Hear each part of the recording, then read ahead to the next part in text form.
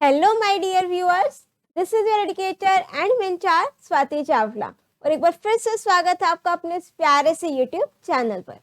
As you know we have started the series of sample paper और पिछले videos में हमने 2 सैंपल पेपर्स को डिस्कस भी कर लिया है। In this video we are going to discuss और one more sample paper, that is third sample paper. This is specially designed for CBSE class 10 information technology students, subject code 402. तो दिल थाम करके बैठिए और हो जाइए तैयार इस कश्ती में, जहां पर हम सॉल्व करने वाले हैं बहुत ही सारे important questions of class 10 IT subject. बिना देरी किए करते हैं वीडियो की शुरुआत. But before starting this video, अगर आप इस चैनल पर नए हैं या फिर अभी तक चैनल को सब्सक्राइब नहीं किया है तो फटाफट से सबसे पहला काम चैनल को सब्सक्राइब कर दीजिए. और हमारा जो 100 के सब्सक्राइबर्स का टारगेट चल रहा है उसको अचीव करने में प्लीज थोड़ा सा सपोर्ट जरूर कीजिएगा और जितना पॉसिबल इस वीडियो को ज्यादा से ज्यादा शेयर कीजिए और अपने व्यूज कमेंट सेक्शन में जरूर मेंशन करना. तो बिना अब फालतू इधर उधर की बातें किए करते हैं वीडियो की शुरुआत. Now let's get started. Hello everyone, this is Swati Chawla. So finally my second book is also released. This time this is for class 10 information technology students. This question bank is designed specially for class 10 IT students, subject code 402. It contains objective type questions, previous year questions, solutions of CBSE study material, important questions, CBSE issued sample paper, practice papers, and at the end of each chapter QR code is also given for video explanation. इतना सब कुछ just ₹330 only. तो फिर कहीं और क्यों जाना? Just click on these links, add it to your cart and start study from today. Thank you.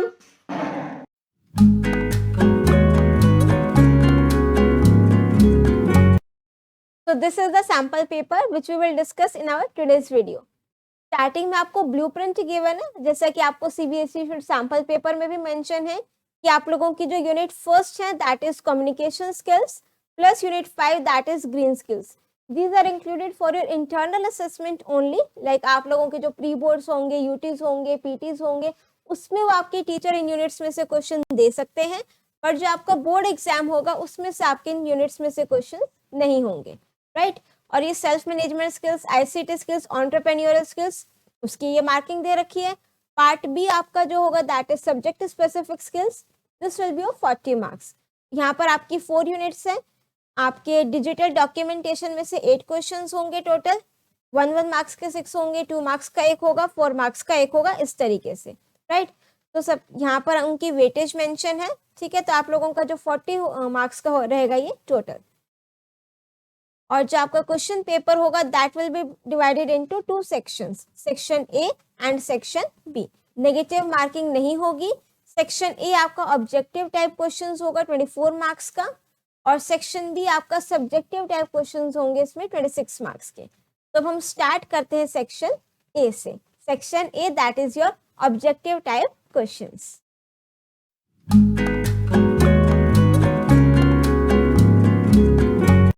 So now let's start with our first question, that is question 1 जो है आपका ऑब्जेक्टिव टाइप क्वेश्चंस ही है. इसमें answer any 4 out of the given 6 questions on employability skills.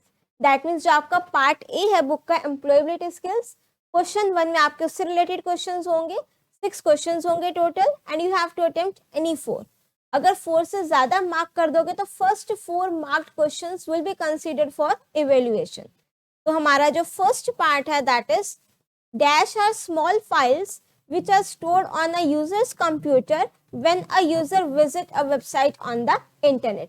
जब user website visit करता है तो आपका कुछ डेटा, कुछ इंफॉर्मेशन आपके कंप्यूटर पे किसी फाइल के फॉर्म में स्टोर होता है, उसे हम क्या बोलते हैं?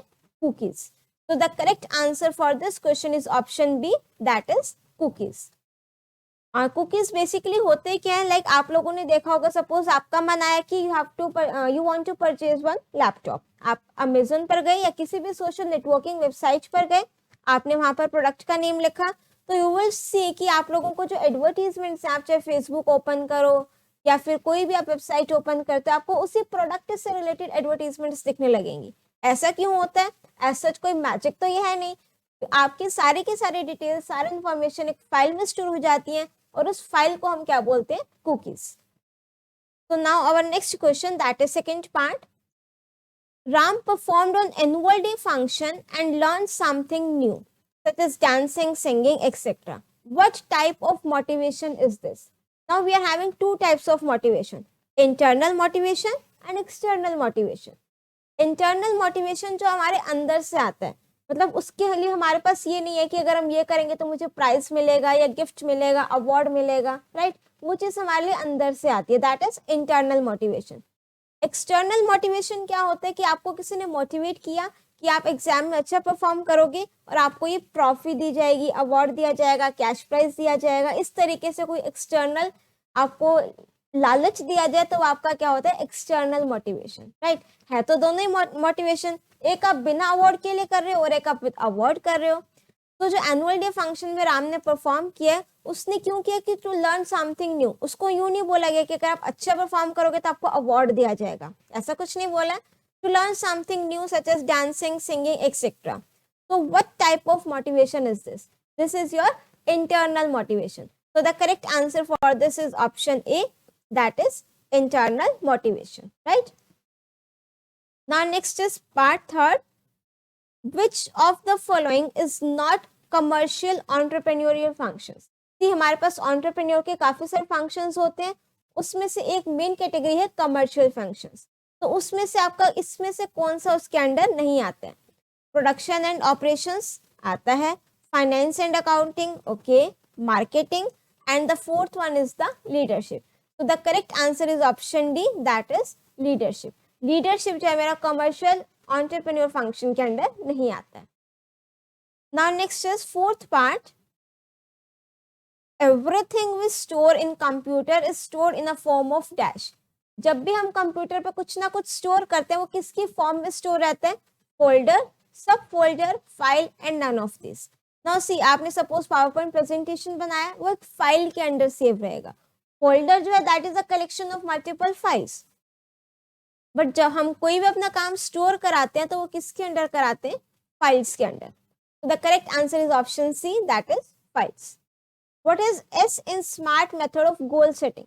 देखो, जब भी हमें कोई गोल सेट करनी हो ना तो उसको हम स्मार्ट मेथड दिया गया है। स्मार्ट की फुल फॉर्म होती है, ठीक है, एस का मतलब क्या है? M, like S means specific, M means measurable, A means achievable, R stands for realistic and T for time bound. ये इंपॉर्टेंट है, ये एग्जाम में किसी भी एक वर्ड को लेकर के, एक अल्फाबेट को लेकर के उसकी फुल फॉर्म पूछ सकते हैं। तो इसके लिए हमारे पास जो करेक्ट आंसर रहेगा that is option C, specific. Now next आपका ट्रू फॉल्स है सिक्स्थ पार्ट में। Entrepreneurs are not job seekers, but they create opportunities of employment for people. Right? This statement is true.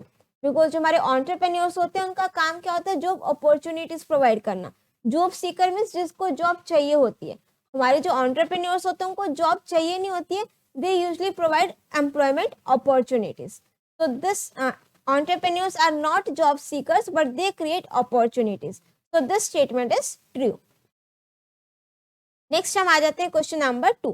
Answer any 5 out of the given 6 questions. अब इसमें भी आपको 6 questions given है and you have to attempt any 5। अब हमारा जो इसमें first part है, dash are used to recognize multiple keys pressed as a single key press. अब जो हमारा वर्किंग विद एक्सेस, ये क्वेश्चन आपका है unit 4, that is web applications and security. उसमें आपका जो सेशन 1 है that is working with accessibility options. उसमें जो कीज वाला टॉपिक है ना, filter keys, sticky keys, toggle keys और ये साउंड सेंट्री, ये सारे options, again this topic is very important from your exam point of view as well. तो इस टॉपिक को भी बहुत अच्छे से कर लेना। अगर कहीं पर डाउट है ना तो इस सेशन की डिटेल वीडियो चैनल पर ऑलरेडी अपलोडेड है, एंड बिलीव मी, अगर वो वीडियो देख लोगे ना, मेरा दिल जरूर खुश होगा, बिकॉज उस वीडियो को बनाने में स्पेशली बहुत मेहनत लगी है। वैसे तो हर वीडियो को बनाने में लगती है, बट उस वीडियो को बनाने में जरूरत से ज्यादा मेहनत लगी है, बिकॉज सारे कंसेप्ट जो है ना मैंने अपने सिस्टम पर प्रैक्टिकली करके दिखाए हैं, वो चीज आपको और कहीं नहीं मिलेगी। तो उसमें क्या है, अगर हम मल्टीपल कीज को प्रेस करते हैं, वो सिंगल की कंसीडर करते हैं, तो ये कौन सी कीज करती है? हमारी filter keys, right? Filter keys में क्या होता है, जिनको हैंड ट्रेमर या हैंड से रिलेटेड प्रॉब्लम होती है, लाइक हैंड इस तरीके से बार बार मूव कर रहा है, तो वो एक की को लेकर स्टिक नहीं रहता है। तो फिल्टर कीज क्या करेंगे, जब हम किसी की को प्रेस कर रहे हैं और वो की बार बार प्रेस हो रही है, तो उसको वो एक सिंगल की तरह कंसीडर करेगा। नेक्स्ट है मेरे पास second part, which command is use to modify the particular value in a table. Table create हो गई, वैल्यूज इंसर्ट कर दी, अब आपने किसी पर्टिकुलर वैल्यू को अपडेट करना है, ये मॉडिफाई करना है, तो कौन सी कमांड अब यूज करेंगे? Option C, that is update command. When dash option is selected, cropping the image does not change the scale of a picture. Image की स्केलिंग होती है, तो इसमें से हम कौन सा ऑप्शन सेलेक्ट करें कि जब हम इमेज को क्रॉप करें तो उसका जो स्केलिंग है वो चेंज ना हो। अब स्केलिंग चेंज नहीं होना है तो हम कौन सा ऑप्शन सेलेक्ट करेंगे? Keep scale. Keep scale means जो आपका स्केल है वो एज इट इज रहेगा। Now next is fourth part, imagine that the chief financial officer of a company is developing sales projection for each quarter of the forthcoming year. She knows that what the company's total income must be for the year to satisfy the stockholders. She also has a good idea of the company's income in the first 3 quarters because of the contracts they are already signed. For the fourth quarter, however, no definite income is available. So how much must the company earn in quarter 4 to reach its goal? Which option of open office calc should that person use? अब देखो question को हमें ध्यान से समझना है। पहले options देख लेते हैं, गोल सीक, सोल्वर, सिनेरियो एंड सब टोटल। देखो सब टोटल तो हम तब यूज करेंगे जब मुझे किसी चीज की ग्रुपिंग करनी हो या कुछ एरे की फॉर्म में अरेंज करना हो। सिनेरियोस हम कब यूज करते हैं? अगर मेरे पास मल्टीपल सिचुएशंस हो, मल्टीपल वैल्यूज हो, राइट। अब देखो यहाँ पर मेरे को टोटल इनकम उसको पता है, she knows what the company's total income must be, that means output पता है, उसके करस्पॉन्डिंग उसको क्वार्टर 4 का क्या बताना है, जो भी उसने अर्न किया है, ठीक है। अब इसके लिए मेरे पास बैक ट्रैकिंग के 2 मेथड्स होते हैं, या तो गोल सीक होगा या सोल्वर होगा। अब इन दोनों में से जो सोल्वर है ना, that is the more elaborate form of goal seek. Elaborate means उसका एडवांस्ड वर्जन है। सोल्वर में हम अपने रिजल्ट को मिनिमाइज मैक्सिमाइज कर सकते हैं, ऐसा यहाँ कुछ मेंशन नहीं है। प्लस अगर मेरे को एक से ज्यादा क्वार्टर का बताना होता तो डेफिनेटली मेरा आंसर सोल्वर होता, ठीक है। बट अब मुझे एक ही क्वार्टर का बताना है, तो हम कौन सा करेक्ट आंसर होगा? Option A, that is goal seek. अगर क्वेश्चन में मेंशन होता कि आपको क्वार्टर 3 एंड क्वार्टर 4 दोनों का बताना है तो आंसर सोल्वर होता, या फिर क्वेश्चन में मेंशन होता कि आपको जो अर्न करना है उसकी मिनिमम और मैक्सिमम वैल्यू बता देते, इतनी इतनी होनी चाहिए, तो भी हम क्या यूज करते हैं? सोल्वर। बट ऐसी कोई कंडीशन क्वेश्चन में गिवन नहीं है, सो the correct answer is option A, that is goal seek. Now fifth part, it is often convenient to dash the shapes together so that they can be treated as a single object. अब उसके लिए हमें अपने objects की क्या करनी पड़ेगी? Grouping. Grouping से क्या होगा, जितनी हमारे पास मल्टीपल शेप्स हैं उसको मैं कंबाइन करके उसका ऑब्जेक्ट बना दूंगी, सिंगल ऑब्जेक्ट। तो इसका जो करेक्ट आंसर होगा that is option A, group. Now sixth part, when primary key is made up of 2 or more columns then it is called dash primary key. See, अगर मेरे पास कोई एक भी कॉलम ऐसा नहीं है जिसको मैं प्राइमरी की सेट नहीं कर सकती, तो मैं 2 या 2 से ज्यादा कॉलम्स को कंबाइन करके एक डैश बना सकती हूँ, उसको हम बोलते हैं composite primary key. So the correct answer is option C, that is composite primary key. Now let's move on to our next question, that is question number 3. Again, in this also you have to answer any 5 out of the given 6 questions. So the first part is how to open picture toolbar. See, आपको कोई भी toolbar open करना हो, कोई भी toolbar, चाहे वो आपका ड्राइंग टूलबार हो, पिक्चर टूलबार हो, फॉर्मेटिंग टूलबार हो, कोई भी टूलबार ओपन करना हो, द वेरी फर्स्ट थिंग जो आप लोगों को ध्यान रखना है, जितने भी टूलबार्स हैं सारे के सारे वो व्यू मेन्यू में है। तो अब देखो व्यू से कौन सा हो रहा है, ये इंसर्ट से स्टार्ट हो रहा है, नहीं होगा, विंडो से स्टार्ट हो रहे नहीं होगा, ये और 2 ऑप्शंस हैं जो व्यू मेन्यू से स्टार्ट हो रहे हैं। व्यू मेन्यू में जाएंगे, टूल बार्स पे जाएंगे, फिर सारे टूल बार की लिस्ट आती है मेरे पास।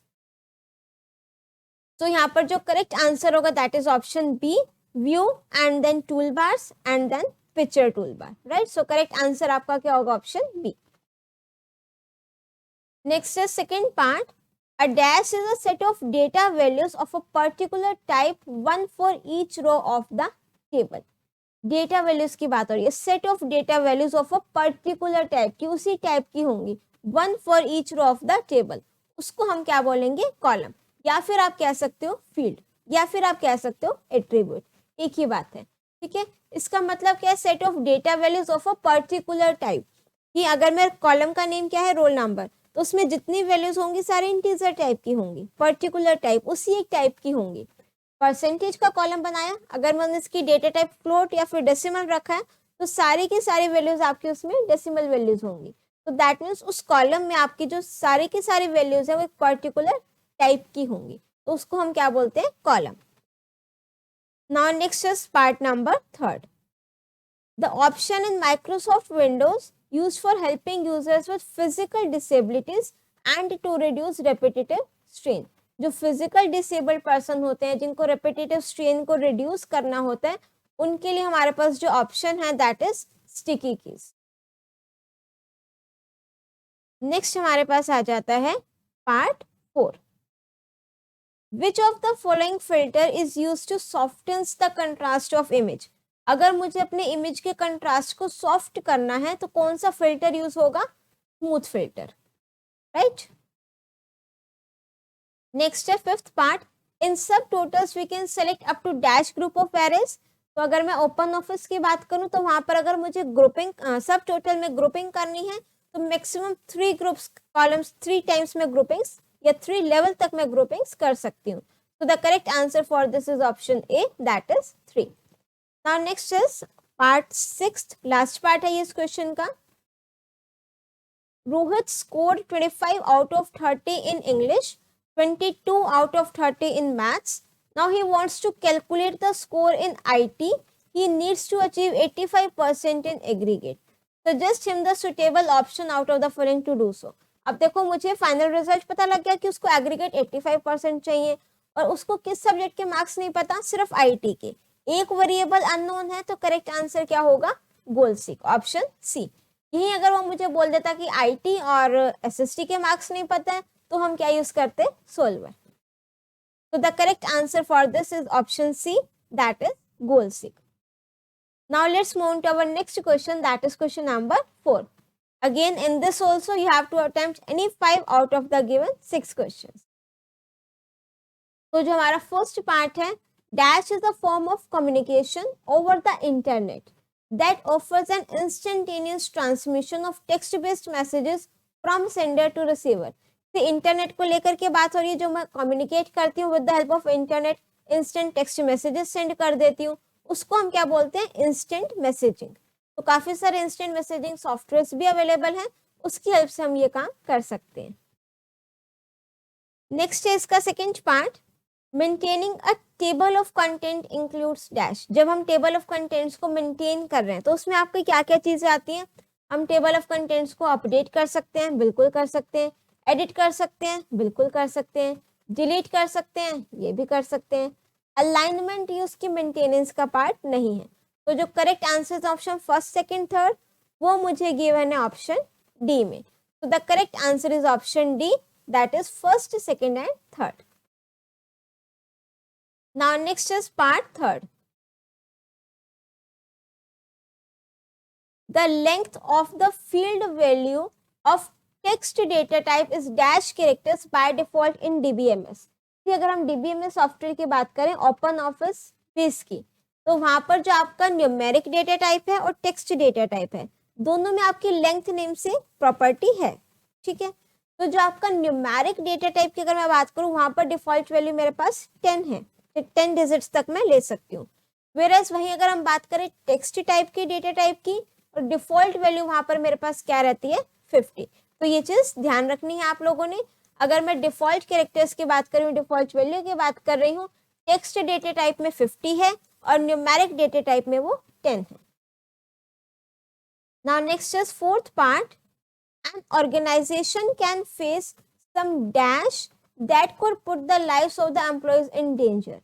तो an organization can face some hazards या फिर आप कह सकते हैं हेल्थ hazards, ठीक है। तो ऑर्गेनाइजेशन जो हमारे काफी हेल्थ hazard से गुजरना पड़ता है, जिससे हमारी जो एम्प्लॉयज की लाइफ है वो एक हद तक थोड़ी रिस्क पे रहती है।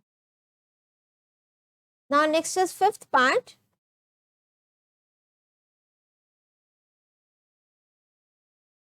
suppose if you are the sponsor of a youth baseball team the coach has submitted a budget to you for the season and you need to edit the coach and return it to her. ठीक है, question क्या है, आप sponsor हैं youth baseball team के और आपको जो कोच ने बजट दिया है सीजन का, and you need to edit and return, edit करना है, रिटर्न करना है। ठीक है, you are concern that if you just make the changes then the coach won't see the changes. तो आपको क्या लगा, अगर मैं इसी में चेंजेस कर दूंगी तो हमारे कोच साहब को तो नहीं पता लगेगा क्या क्या चेंजेस किए हैं। तो which feature of open office Calc will you use so that the coach can easily C the changes you have made. उसके लिए मुझे जो हमारा रिकॉर्ड चेंजेस मोड का ऑप्शन है उसको ऑन करना पड़ेगा। अगर आप ओपन ऑफिस कैल्क की बात करें हम, तो जब तक मैं रिकॉर्ड चेंज का मोड ऑन नहीं करती तो आप चाहे चेंजेस कर लो, कुछ मुझे हाईलाइट होकर नहीं दिखेगा। वेरस अगर मैं रिकॉर्ड चेंज का ऑप्शन ऑन कर दूं तो जो भी आप चेंजेस करोगे रेड बॉर्डर से वो हाईलाइट होकर के विजिबल रहेंगे। तो the correct answer for this question is option C, that is record changes. Now next is sixth part. At the bottom of each worksheet window is a small tab that indicates the dash of the worksheets in the workbook. जो भी आपकी worksheet की window है उसके यहाँ bottom पर एक sheet tab होती है। Dash indicates the dash of the, मतलब जो आपकी शीट टैब होती है उसमें मेरे पास क्या होते हैं, शीट 1, शीट 2, शीट 3, तो दैट मीन्स शीट के नेम्स होते हैं। तो indicates the name of the worksheet, right? So now let's move on to our next question, that is question number 5. Question 5 का जो फर्स्ट पार्ट है, अगेन इन दिस ऑल्सो आपको 5 question attempt करने हैं out of the given 6 question. इसमें जो हमारा first part है, identify the foreign key from the table sales. Sales table आपको गिवन है और आपको फॉरेन की को आइडेंटिफाई करना है। ठीक है, ये सेल्स टेबल में से, वैसे क्वेश्चन में आपको 2 टेबल्स गिवन है, एक टेबल क्लाइंट के नेम से और एक सेल्स नेम से। अब टेबल क्लाइंट की अगर हम बात करें तो वहां पर मुझे क्लाइंट आईडी दे रखा है जो उस टेबल के लिए प्राइमरी की है, क्लाइंट नेम दे रखा है, क्लाइंट फोन नंबर दे रखा है। सेल्स टेबल की बात करें, सेल्स आईडी है जो इसके लिए प्राइमरी की है, क्लाइंट आईडी है और प्रॉफिट है। नाउ सी, जब भी मेरे पास वो फॉरेन की का कंसेप्ट आएगा ना, तो आपको क्या चीजें ध्यान रखनी है कि जब भी फॉरेन की बात होगी मेरे को हमेशा 2 टेबल्स गिवन होंगी। ठीक है, क्योंकि फॉरेन की का हम काम ही क्यों करते हैं, जब मुझे 2 टेबल्स को आपस में लिंक करना हो, उनको रिलेट करके डेटा को रिट्रीव करना हो। प्लस सेकेंड पॉइंट, जब भी आपको फॉरेन की का कंसेप्ट गिवन होगा, 2 टेबल्स गिवन होंगी, एक कॉलम आपका दोनों टेबल में ऐसा जरूर होगा जो सेम होगा। ठीक है, तो जो कॉलम आपका सेम होगा दोनों टेबल्स में, एक टेबल के लिए वो प्राइमरी की का काम करेगा और दूसरी टेबल के लिए वो फॉरेन की का काम करेगा। तो यहाँ पर अगर मैं देखूं सेम कॉलम कौन सा दिख रहा है मुझे, क्लाइंट आईडी आई थिंक मुझे सेम दिख रहा है। ठीक है, और क्लाइंट आईडी सेम है कॉलम और उस टेबल में वो प्राइमरी की है, तो इस टेबल में वो आपका क्या हो जाएगा, फॉरेन की। तो that means the correct answer for this is option D, that is client ID, right? Now next is part second. Dash is an accessibility feature for persons with vision impairment और cognitive problem. जो vision impairment, जिसको देखने में थोड़ी problem हो या फिर cognitive issues हो, तो उनके लिए हमारे पास कौन सा फीचर है, इसके जो ऑप्शंस गिवन है, filter keys, toggle keys, sticky keys, none of this. Toggle keys इसका करेक्ट आंसर है। टॉगल कीज में क्या होता है, जो आपकी ये वाली कीज है, लाइक कैप्स लॉक की हो गया, नम लॉक की हो गया। जब हम कैप्स लॉक की को प्रेस करते हैं तो आपने देखा होगा साउंड साइड में लाइट से ब्लिंक होती है, राइट? वेरएज अगर मैं वहीं पर नम लॉक की को ऑन करूं तो भी राइट साइड पर, अपर राइट साइड पर कीबोर्ड पर लाइट आती है। तो जिनको विजन इम्पेयरमेंट है उनको अच्छे से नहीं पता लगता कि वो लाइट जली है या नहीं जली, कैप्स लॉक की ऑन हुई है या नहीं हुई। तो उनके लिए क्या है, अगर हम टॉगल की इसको ऑन कर देते हैं तो जैसे हम कैप्स लॉक की या फिर नम लॉक की को प्रेस करेंगे एक बीप साउंड आएगी, और ये बीप साउंड थोड़ी सी डिफरेंट होती है जब मैं की को ऑन करती हूँ और कैप्स लॉक की को ऑफ करेंगे, राइट? तो उससे अब जो हमारे यूजर हैं, जो डिसेबल्ड पर्सन है, उनको ये आइडेंटिफाई करने में इजी रहता है कि आपने जो हमारी टॉगल कीज है वो ऑन की है या फिर ऑफ की है। Now next is third part. Imagine that the Ram, the financial officer, I think ये क्वेश्चन रिपीट हो गया है। ठीक है, Q4 की बात हो रही है, तो इसका जो करेक्ट आंसर होगा that is option A, goal seek. Now next is fourth part. Dash data types are used for storing photos, music files, etc. जब भी आपकी फोटो से रिलेटेड बात हो या फिर audio files, music files, images, तो वहां पर आपकी कौन सी डेटा टाइप यूज होती है, मेरे पास binary data type. The correct answer for this is option A, binary. Now next is dash controls the flow of text around an image. जब हमारे पास एक डॉक्यूमेंट में इमेज भी है, टेक्स्ट भी है, उसको मुझे मैनेज करना है, तो कौन सा ऑप्शन यूज होगा वहां पर? Wrap option. Next is WiMAX stands for dash. WiMAX आपका एक टाइप का वायरलेस इंटरनेट कनेक्टिविटी है, तो इसकी जो फुल फॉर्म रहेगी that is world wide interoperability for microwave access. ध्यान से देख लीजिएगा, इसको नोट डाउन कर लीजिए. World wide interoperability for microwave access. और एक हमारे पास टर्म होती है wifi, that is wireless fidelity, right. तो इसी के साथ हमारा जो सेक्शन ए है दैट इज कंप्लीटेड नाउ. अब हम आ जाते हैं हमारे नेक्स्ट सेक्शन पर, दैट इज सेक्शन बी.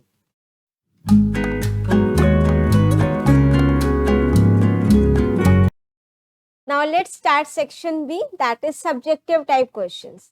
और जो आपके सब्जेक्टिव टाइप क्वेश्चंस हैं उसमें जो सबसे पहले मेंशन है, answer any 3 out of the given 5 questions. ये 5 क्वेश्चंस आपकी एम्प्लॉयबिलिटी स्किल्स के हैं and in this you have to attempt any 3. तो यहाँ पर आप कोई भी 3 क्वेश्चंस अटेम्प्ट कर सकते हो. These are of 2 marks each, right.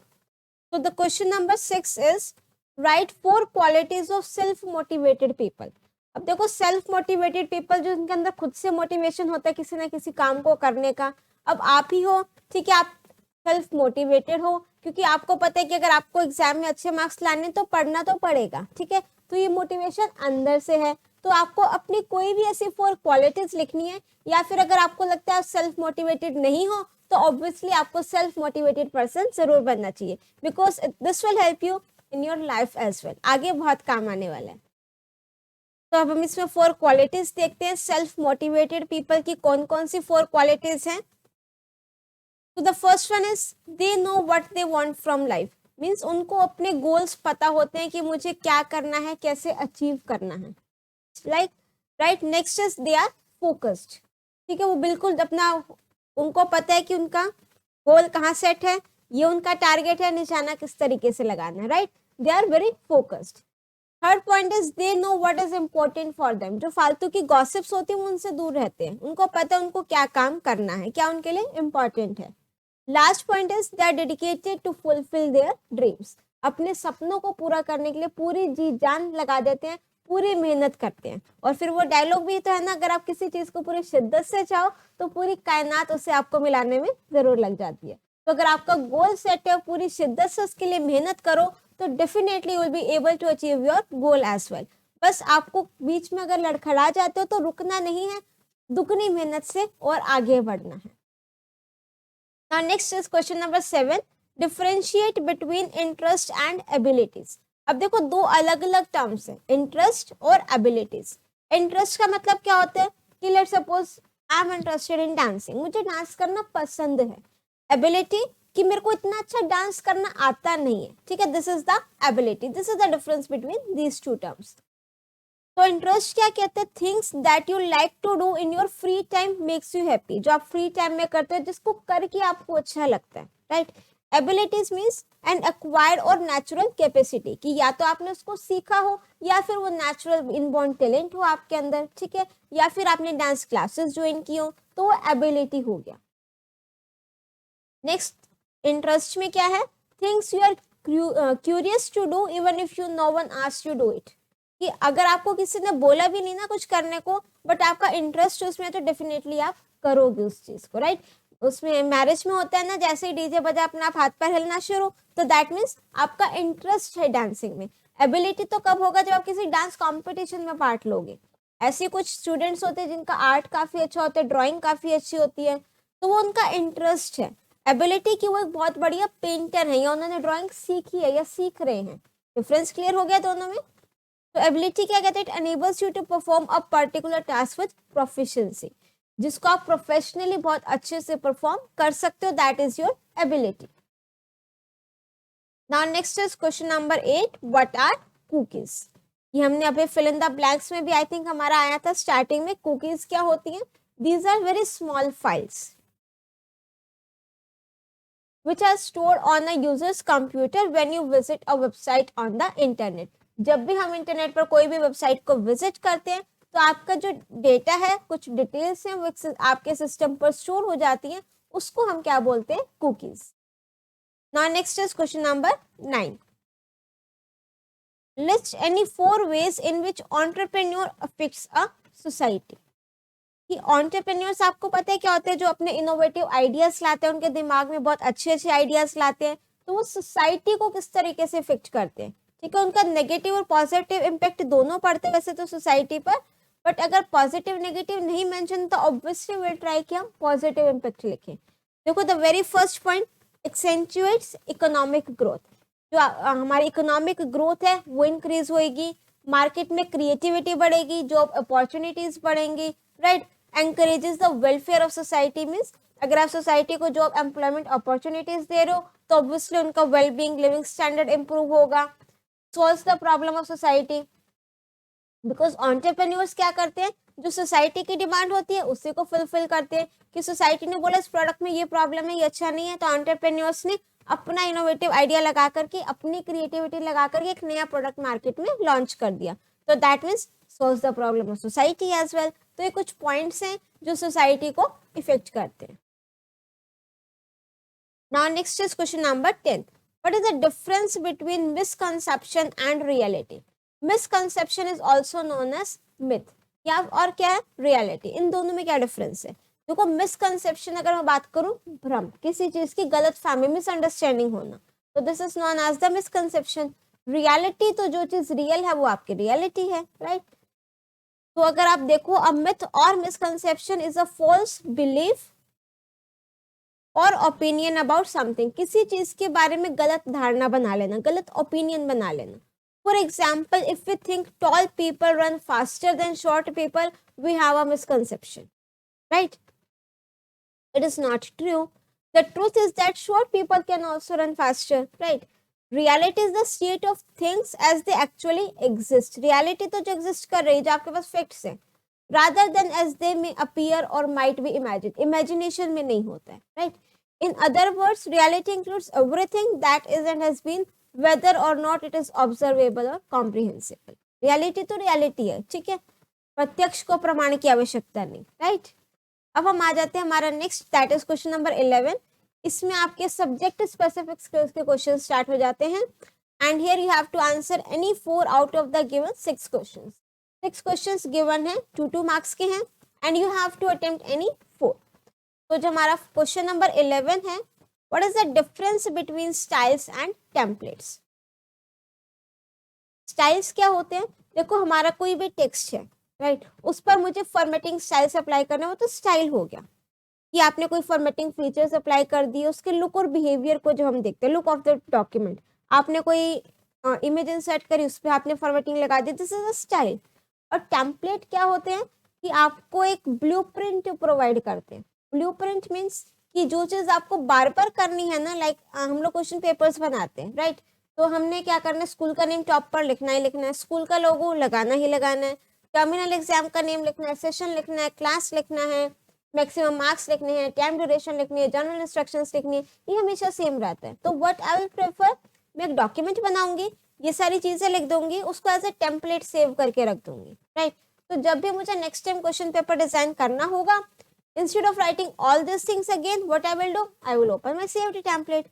जो टेम्पलेट मैंने सेव किया तो उसको ओपन करेंगे, और जो भी चेंजेस अगर मुझे उसमें करने तो definitely I can do this changes as well. तो ये हमारा टेम्पलेट होता है, राइट। तो यहाँ पर आपका जो डिफरेंस है वो आपको इसमें लिखना है। Next is question number 12। How is solver different from goal seek. दोनों ही आपके व्हाट इफ एनालिसिस टूल है, राइट। सोल्वर जो है that is an elaborate form of goal seek. Elaborate form का मतलब क्या होता है कि काफी सारे फीचर्स ऐसे हैं जो मेरा सोल्वर टूल प्रोवाइड करेगा बट गोलसीक नहीं प्रोवाइड करेगा, राइट।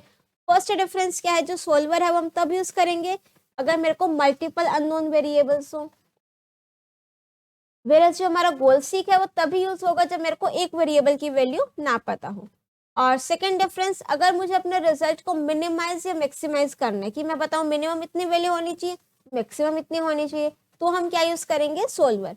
वेरस जो मेरा गोलसीक टूल है उसमें मैं अपने रिजल्ट को मिनिमाइज या फिर मैक्सिमाइज नहीं कर सकती। ये दो डिफरेंसेस हैं आपके गोलसीक और सोल्वर में। Next is question number 13। Question 13 हमें कहता है list some features which are not available in the shared document. जब मुझे अपने वर्कशीट पर काफी सारे पर्सन्स ने काम करना हुआ ना एक साथ, तो अपने डॉक्यूमेंट को शेयर करना पड़ता है। तो जब हम डॉक्यूमेंट को शेयरेबल मोड में ऑन करते हैं तो कुछ काफी सारे ऐसे ऑप्शंस होते हैं जो आपके डिसेबल हो जाते हैं, हाईलाइट नहीं होते। तो आपको उनमें से कुछ ही ऑप्शंस लिखने, अगर आप चाहो तो इनके अलावा जो और ऑप्शंस होते हैं you can write that as well. Edit में जाकर चेंजेस आप एक्सेप्ट फॉर मर्ज डॉक्यूमेंट नहीं कर सकते हो। एडिट में जाकर के आप डॉक्यूमेंट्स को कंपेयर नहीं कर सकते हो। एडिट में जाकर आप शीट को मूव कॉपी डिलीट नहीं कर सकते हो। डेटा टैब में डेटा मेन्यू में जाकर आप डेटा को सॉर्ट नहीं कर सकते हो। सब टोटल्स नहीं परफॉर्म कर सकते हो। तो ये तो कुछ ही मैंने फीचर्स लिखे हैं, इसके अलावा भी काफी फीचर्स हैं जो आपके डिसेबल हो जाते हैं। Now next is question number 14। Question 14 मुझे क्या कहता है, write a command to create a table named book. Table create करनी है बुक नेम से with the following fields and answer the question that follows। Book ID, ठीक है, उसका कॉलम का नेम गिवन है, कैर फॉर उसकी डेटा टाइप और साइज दे दिया, बी नेम वार कैर, ये सब कुछ गिवन है, आपको बस अपने सिंटेक्स में इसको फिट करके लिखना है, राइट। सिंटेक्स क्या होता है टेबल क्रिएट करने का, क्रिएट टेबल, टेबल का नेम लिख देंगे बुक, ब्रैकेट स्टार्ट करेंगे, ठीक है। इफ यू वांट तो आप इसको एक सिंगल लाइन में भी लिख सकते हो, but just to increase the readability, increase understandability, मैंने इसको इस फॉर्मेट में लिख दिया है। बुक आईडी, कॉलम का नेम लिखेंगे, कैर डेटा टाइप और साइज, फिर कोमा लगाएंगे यहाँ पर। नेक्स्ट कॉलम का name, B name varchar 15, author varchar 20, price decimal, last column के नेम के आगे कोमा नहीं आएगा, right. Identify the primary key of the book table, also mention the suitable reason for choosing it as a primary key. तो मैं book ID को क्या बना लूंगी, प्राइमरी की बना लूंगी। रीजन, उसकी जो वैल्यूज होंगे that will be unique for each record. Next हमारे पास आते हैं क्वेश्चन नंबर 15। क्वेश्चन 15 हमें क्या कहता है, what are blogs, name the type of blogs. देखो ब्लॉग्स और वेबसाइट थोड़ा सा डिफरेंस रहता है दोनों में, ठीक है। वेबसाइट्स आपकी लार्ज स्केल पर होती है, अगर मैंने कोई स्मॉल स्केल पर बिजनेस स्टार्ट किया है या मैं सिर्फ एक इंडिविजुअल हूँ, मुझे अपने बारे में कुछ लिखना है या कुछ एक्सप्रेस करने हैं अपने व्यूज किसी भी टॉपिक के बारे में, तो I will prefer blogs. It is a discussion style site used by non technical और technical users for creating personal web pages. आजकल टेक्नोलॉजी इतनी एडवांस हो गई, आपको इनबिल्ट टेम्पलेट मिल जाते हैं काफी सारे हर एक चीज के, तो चाहे आप टेक्निकल यूजर्स हो या नॉन टेक्निकल यूजर हो, आप उसको इजीली यूज कर सकते हो। Both blogs are similar to an online personal diary and simple to use. देखो काफी पर्सन्स को ना हैबिट होती है डायरी राइटिंग की, at the end of the day diary लिखते हैं कि पूरा दिन क्या क्या हुआ हमारे साथ, तो ब्लॉग भी इसी टाइप का कुछ है, online personal diary, and it is very simple to use. We are having 4 types of blogs, personal blog, news and views blog, company blogs और माइक्रो ब्लॉग। नेम से क्लियर है, पर्सनल ब्लॉग में हम personal views share करेंगे, news and views group में हम अपना news से रिलेटेड करेंगे, इस तरीके से। Now next is question number 16। Question number 16 मुझे क्या कहता है, explain the need to clear the data store in your browsers. देखो ब्राउजर्स में आपका डेटा स्टोर होता है, हम उसको टाइम टू टाइम क्लियर कर देते हैं, अपनी हिस्ट्रीज को क्लियर कर देते हैं, कुकीज को या फिर जो कैश फाइल्स होती है उनको डिलीट कर देते हैं, ठीक है। तो उसकी रिक्वायरमेंट क्यों है, हम ऐसा क्यों करते हैं, हिस्ट्री डिलीट करते हैं, कुकीज डिलीट करते हो, कैश फाइल्स डिलीट करते हो, क्यों डिलीट करते हो, क्या रीजन है, वो आपने यहाँ पर लिखना है। So it is a good idea to clear the data stored in browsers because it prevents you from using old forms। ठीक है, जो आपके पुराने फॉर्म्स हो गए उसको हम यूज नहीं कर पाएंगे। It protects your personal information, जो हमारी पर्सनल इन्फॉर्मेशन हमने कभी एंटर की होगी या फॉर्म में कोई डेटा फिल किया होगा, वो वाली डिटेल्स होंगी, वो सब हट जाएगा, वो प्रोटेक्ट रहेगा हमारा। It helps our applications run better on your computer. कई बार इससे हमारे जो कंप्यूटर सिस्टम की स्पीड है वो भी क्या हो जाती है, फास्ट हो जाती है। तो हमें टाइम टू टाइम अपने सिस्टम से जो कैश फाइल्स हैं, कुकीज हैं, ये जो डेटा स्टोर कर रखा है उसको क्लियर करते रहना चाहिए। Next is answer any 3 out of the given 5 questions, और ये आपके हैं 4 मार्क्स के, राइट। अब हम आ जाते हैं हमारा क्वेश्चन नंबर 17। यहाँ पर आपके जो है ना थोड़े कॉम्पिटेंसी बेस्ड क्वेश्चंस हैं, राइट। अगर हम सीबीएसई शोर सैंपल पेपर की बात करें तो वहां पर आपने देखा होगा 4 मार्क्स में ऐसा आपका लॉन्ग क्वेश्चन भी आ सकता है या फिर कॉम्पिटेंसी बेस्ड भी आ सकते हैं कि आपको सिचुएशन गिवन है, आपको अपने सो एंड सो फ्रेंड की हेल्प करनी है, वो किसी प्रॉब्लम में है, प्रॉब्लम इन द सेंस उसको कोई ऑप्शन समझ में नहीं आ रहा है कैसे करना है, तो आपने उसकी हेल्प करनी है। ये आपके कॉम्पिटेंसी बेस्ड क्वेश्चंस होते हैं, राइट। तो चांसेस आर देयर कि आपके इसी टाइप के क्वेश्चंस आएंगे, बट आप लोग इसको एज अ लॉन्ग क्वेश्चन की तरह भी प्रिपेयर जरूर करना। सो क्वेश्चन 17 मुझे क्या कहता है, Neha is having the marks of each unit test on different sheets, now she wants to combine and analyse her data but she is unable to do so. तो नेहा के पास क्या है, हर एक यूटी के मार्क्स है डिफरेंट डिफरेंट शीट्स पर, कि 3 UTs हुए, शीट 1 पर उसके पास यूटी 1 के मार्क्स हैं, शीट 2 में उसके पास यूटी 2 के मार्क्स हैं और शीट 3 में उसके पास यूटी 3 के मार्क्स हैं। अब उसको सारे डेटा को कंबाइन करना फिर एनालाइज करना है, बट वैसा कर नहीं पा रही हमारी नेहा, ठीक है। Help her by answering the following questions. अब आपने अपनी उस नेहा की हेल्प करनी है। तो फर्स्ट पार्ट मुझे क्या कहता है, which option is used to combine the data from different worksheets। अगर मुझे डिफरेंट वर्कशीट से डेटा कंबाइन करना हो, कौन सा ऑप्शन यूज करेंगे, data consolidation. Next is which menu is used for this purpose, consolidation के लिए I am having the data menu. Next is can she apply any mathematical function as well on her data, yes. जब हम consolidation apply करते हैं, data को consolidate करते हैं, तो जब आप डेटा मेन्यू पर क्लिक करोगे, कंसोलिडेट ऑप्शन पर क्लिक करोगे, तो वहां पर मेरे पास जो डायलॉग बॉक्स ओपन होगा, सबसे टॉप पर लिखा होता है कौन सा फंक्शन अप्लाई करना है। तो ऑब्वियसली जो हम उसमें मैथमेटिकल फंक्शंस को अप्लाई कर सकते हैं। नाउ नेक्स्ट इसी का जो डी पार्ट है, is it mandatory or not to include identical text in rows and columns. Yes, it is mandatory. Identical text in rows and columns means जो हमने डेटा बनाया है तीनों शीट्स पर, उसमें कॉलम के नेम्स और रो के नेम सेम होने चाहिए, तभी हम उसको अच्छे से डेटा को इजीली कंसोलिडेट या फिर कंबाइन कर सकेंगे। The text in the labels must be identical so that rows or columns can be accurately matched. अगर रो और कॉलम अच्छे से मैच नहीं होगा तो वो एक न्यू रो और कॉलम उसको ऐड कर लेगा। मींस अगर आपने यूटी 1 में इंग्लिश के मार्क्स के लिए ईएनजी लिखा है, तो यूटी 2 में भी आपको ईएनजी ही इंग्लिश लिखना पड़ेगा, इंग्लिश कंप्लीट वर्ड नहीं लिख सकते, राइट। आपको सिमेट्री मेंटेन करके रखनी है अपनी सभी शीट्स में, स्पेशली जो रो लेबल्स और कॉलम लेबल्स। अब हम आ जाते हैं क्वेश्चन नंबर 18।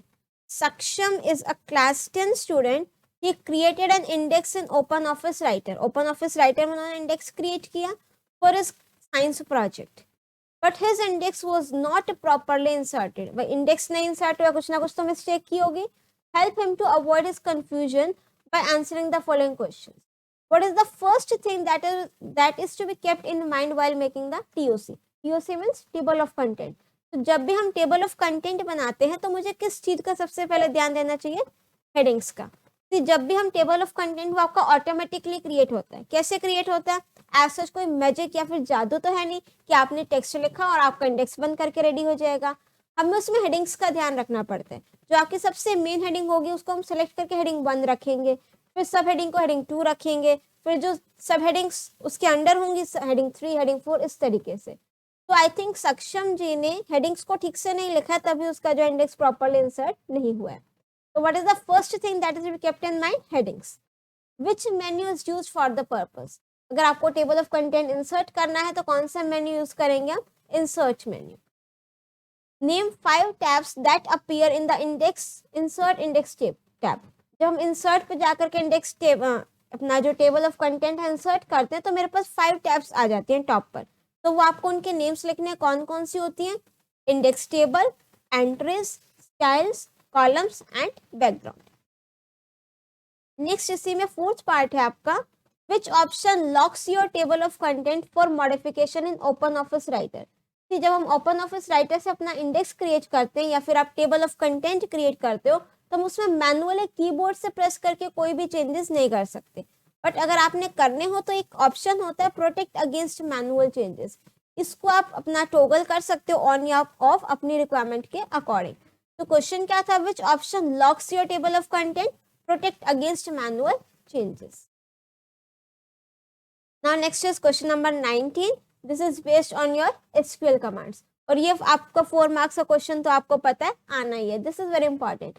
अगर आपको इसमें भी कोई डाउट है, वैसे तो क्वेश्चन हम अच्छे से करेंगे, बट इसके लिए ऑलरेडी चैनल पर सेपरेट वीडियो अपलोडेड है, please go and check it out. आपको एसक्यूएल कमांड्स में कोई डाउट नहीं रह जाएगा। तब आपको consider the table teachers given below, ये आपको टीचर नेम से टेबल गिवन है, and you have to write the SQL commands. तो जो फर्स्ट कमांड है, to show all the information about IT teachers. अब सारे के सारे रिकॉर्ड्स डिस्प्ले कराने हैं, तो सेलेक्ट के साथ क्या लिखेंगे, स्टार फ्रॉम टेबल नेम क्या गिवन है, teachers of all IT teachers, तो where subject equals to computer. अब देखो यहाँ पर ऐसा आईटी मेंशन नहीं है, तो हमें पता है आईटी कंप्यूटर, तो select star from teachers where subject equals to computer. B part क्या कहता है, to list the details of all teachers who are getting salary between 20,000 to 35,000। अब आपको क्या करना है, सैलरी, जिस भी टीचर की सैलरी 20,000 और 35,000 के बीच में है, उनके डिटेल्स को डिस्प्ले कराना है। तो यहाँ पर select star from teachers where salary greater than equals to 20,000 and salary less than equals to 35,000। और इसको आप इस तरीके से भी लिख सकते हो, सेलेक्ट, थोड़ा सा इसका स्मॉल कर देते हैं, जस्ट अ सेकेंड, या अब कंप्लीट आ जाएगा, ठीक है। Select star from table name क्या है, teachers where salary between 20,000 and 35,000।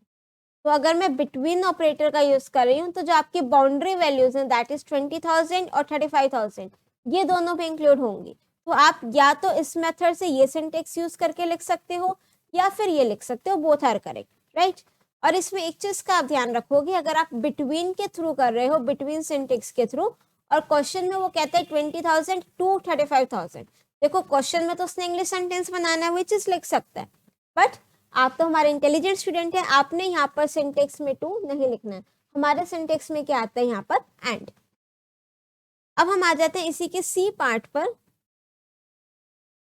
To display the subject of all the teachers whose age is more than 40 years. तो क्या डिस्प्ले करानी है, सब्जेक्ट, तो क्या लिखेंगे, select subject from table name teachers whose age is more than 40 years, तो where age is greater than 40। अब हम आ जाते हैं इसी के डी पार्ट पर। डी पार्ट मुझे क्या कहता है, to display the list of names of all the teachers in alphabetical order, order wise arrange करना है, अल्फाबेटिकल मीन्स असेंडिंग ऑर्डर में। क्या डिस्प्ले कराना है, to display the list of names, तो यहाँ स्टार की बजाय हम क्या लिखेंगे, सेलेक्ट नेम, ठीक है। तो यहाँ पर कॉलम का नेम देखेंगे क्या गिवन है, नेम, तो सेलेक्ट नेम, इसको करेक्ट कर लीजिएगा, ठीक है, मुझसे थोड़ा सा गलत लिखा गया।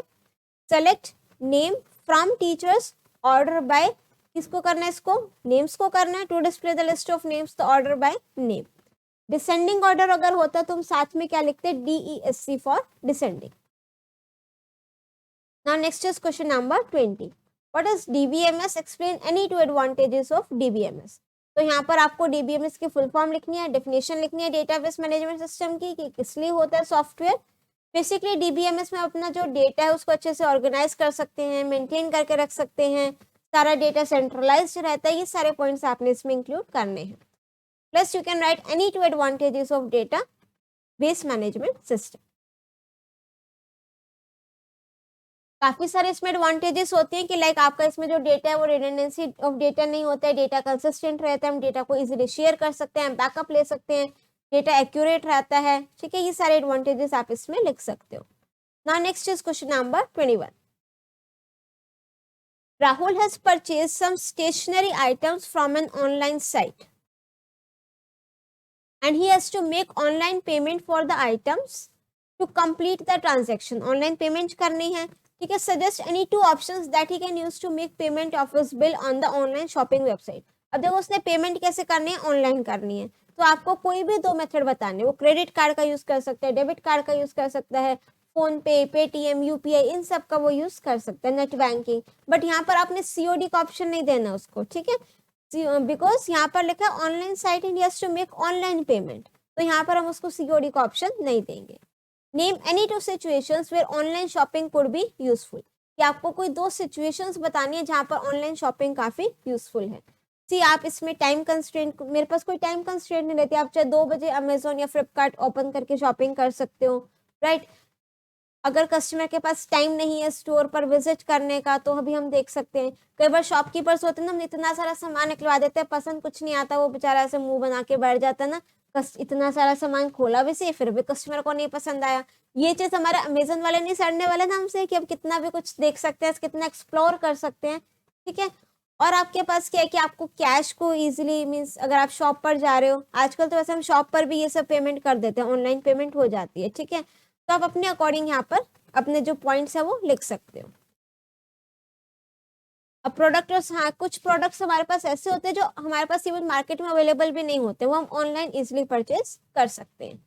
Next is name any 2 popular online transaction websites. कोई भी एग्जाम्पल आप लिख सकते हो, ठीक है। Myntra, Amazon, Flipkart. Write full form of the COD in reference to online shopping. अब मुझे अगर ऑनलाइन शॉपिंग करनी है तो उसके रेफरेंस में COD की फुल फॉर्म क्या रहती है? COD means cash on delivery, right. तो इसी के साथ फाइनली हमारा जो सैम्पल पेपर नंबर 3 है वो कंप्लीट होता है। आई होप सारे के सारे कॉन्सेप्ट्स एकदम क्रिस्टल क्लियर हो गए होंगे। और हाँ, वीडियो को लाइक करे बिना बिल्कुल मत जाना, और अगर अभी तक चैनल को सब्सक्राइब नहीं किया है तो please show your support by subscribing the channel, और and please share your views in the comment section as well. मिलते हैं नेक्स्ट वीडियो में एक नए टॉपिक के साथ। Till then keep watching, keep smiling, keep studying. Thank you.